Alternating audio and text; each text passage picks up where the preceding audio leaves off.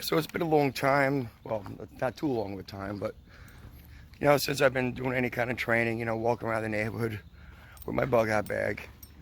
Been getting a little doughy. It's time to get out, burn off some pounds. Life has actually been on an upswing for me lately, and putting on a couple of pounds. So it's time to get out and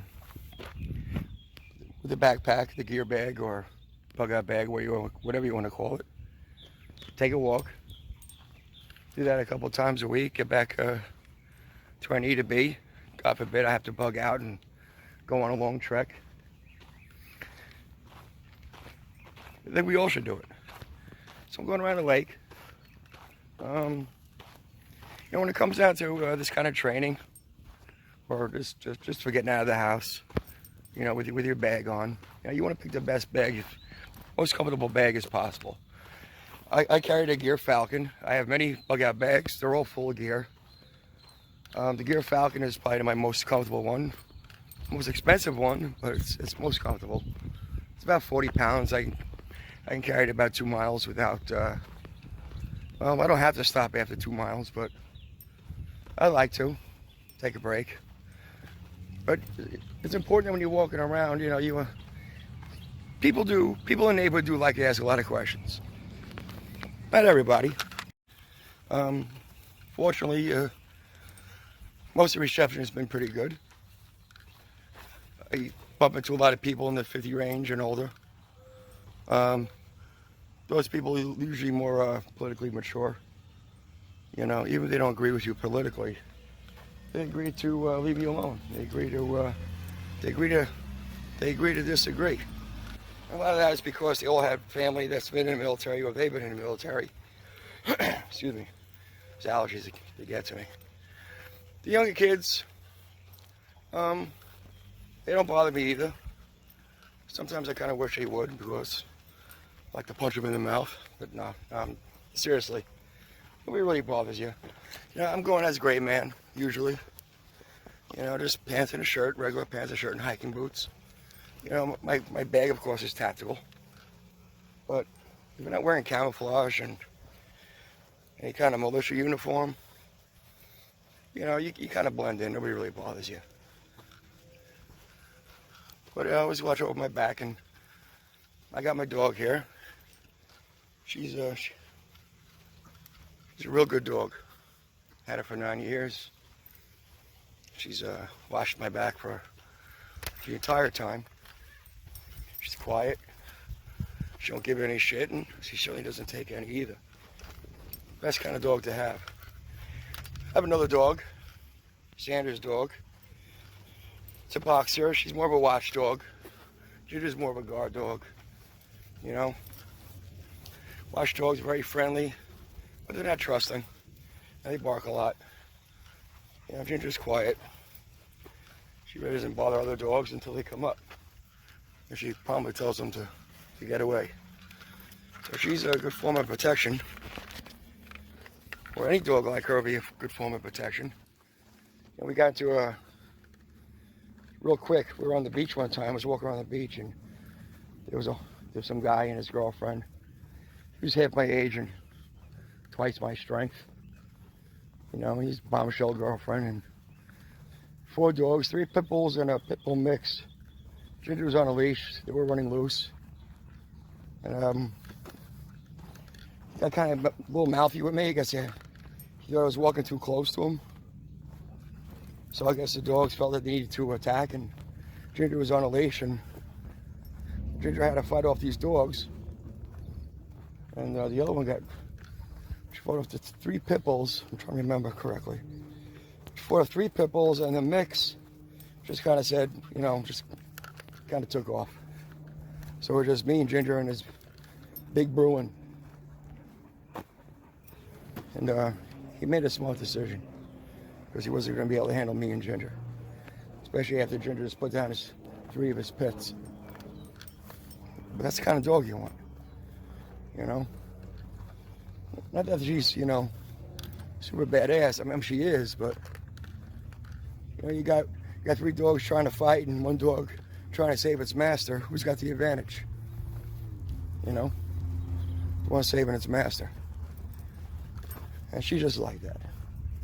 But other than her, as far as, I carry a sidearm. Today's weapon of choice is the Taurus PT709 Slim. My pants are a little tight. Told you I was getting a little doughy.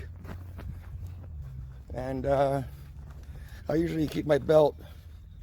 I always wear a belt. But I usually keep one like every other loop. The belt out of every other loop so I can easily pull it out. Whip it out and use it as a whip. Did that once in a bar. And I actually became friends with the guy who was attacking me at the bar. Just because of that. I whipped that fucking thing out. And he was like, oh shit, never seen that before.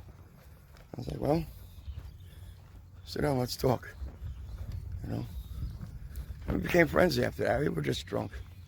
Drunk, stupid shit. That's kind of the way you might want to train around your neighborhood. You carry your dog with you. You're allowed to have a sidearm, carry your sidearm. Always have a belt, every other loop. Belt that side of every other loop so we can easily pull it off and start swinging it around like a whip. I know it's illegal to hit somebody with a buckle. It's kind of like hitting somebody with brass knuckles. No matter who started the fight, you're going to jail. Let's see the ducks. Mallards. The spine is actually full of gators. That's why I keep my dog on the right side. So I don't want Ginger getting bit, pulled into the water. When you're walking your dog around the lake, you always keep them on the other side of you, that's on the other side of the lake part, so they don't get attacked. There's those snakes down there too. Whatever there's water, there's snakes. So I'm gonna do a couple miles today. See what happens. And go home, get out of the sun. Enjoy this beautiful Friday morning. With that said, peace. So I go home and Cammie's telling me how much unfair it is. Here she is. She told me how unfair it is that I went for a walk with Ginger and not her. So here she is. I take her out, but this is what I meant. She's a very excitable dog. She's a lot younger. She's not very formidable, but she's a barker. She's a good girl though. I wanted to touch base on what I said, something I said before anyway, about neighbors asking questions. You hear a lot of stuff about getting your neighborhood together as a community for when the shit hits the fan. I found that doesn't work. I've tried that before. Number one, people look at you, look, you crazy. Maybe I am. I don't know. I've been called crazy before. But they look at you like you're nuts, and they really don't want to be any part of it. What they really want, more than anything, is for you to do it. They want you to prep, you to get everything together, and then when the shit hits the fan, they'll just ride your coattails. Either that, or the first thing that goes in their head, even if they don't say it, is that they're coming to your house when shit happens. First person, every time someone says they're gonna come to my house when this shit is the fan, they put a target on them. Those are the people I'm watching. No one in my neighborhood knows I prep. In fact, the guy across the street, he actually accused me of being a Biden supporter. He came up to me one time, you support? He's drunk as shit. That's Florida though, drunk as shit. You a Biden supporter? You're a Biden supporter, aren't you? You're a Biden supporter. I was like, dude, I'm not into politics. I don't care. Biden, Trump, I don't give a shit. Of course I was full of crap, but I need him known because I know he's a loser. I know he's a drunk. I know he's got a drunk girlfriend and all those drunk kids. And as soon as something happens, drunk kids. The cops are always over there doing raids, drug raids. I'm not going to make myself a target. Nobody in this neighborhood is on par. You can't, come on, Cammie. You can't expect anybody in your neighborhood to be on par with what you're doing. You keep it to yourself. When the shit, come on, Cammie. See, that's why I don't take her. She's annoying. But she needs to be trained, though. when the shit hits the fan and the community has to come together, you just take leadership. And that's when you do it. You don't do it ahead of time. From my experience, you might think differently. But from my experience, you don't let anybody know what you're doing. You don't let them know that you're in a survival group. You don't let them know that you're in a militia. You don't let them know you prep. You don't let them know you got any kind of food storage. Cammy, please go. Come on, girl. You want them to know you prep or any of that stuff. You just want to just keep to yourself. Because once they find that out, number one, you're less likely to take care of themselves. Right? And they're also, you're going to become a target. You say, well, I got kids. He has powdered milk. You know, then I'm going to go get his powdered milk. I'm just powdered milk, I know. Or they know you have guns or not, or any of that kind of survival gear. No matter what it is, you become a target. And you can't let that happen. When a shit finally does hit the fan, that's where you take a leadership role. That's where you gather everybody together and say, listen, I've been doing this for X amount of years. I got this amount of experience. We need to get together. If you don't have food, we'll go down to the Red Cross, go down to the FEMA tent. We'll get you some stuff. I don't have, and just pretend you don't have anything. Don't let them know. Even if you got to lose weight for a little while. If there's a Hurricane 5 comes through here and power's out for a couple weeks. Everybody starts losing weight. You need to start losing weight too. Seriously. Eat, but eat less. Don't make it sound like, don't start getting fat on your preps. Because then they're gonna know you're up to something. All right, well, that's my daily tip today. And was it Friday? Oh, today's Shut the Fuck Up Friday. Yeah, so keep your mouth shut.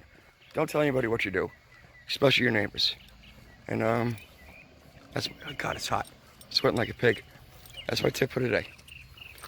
Remember, when the shit hits the fan, rebels will inherit the earth. Peace.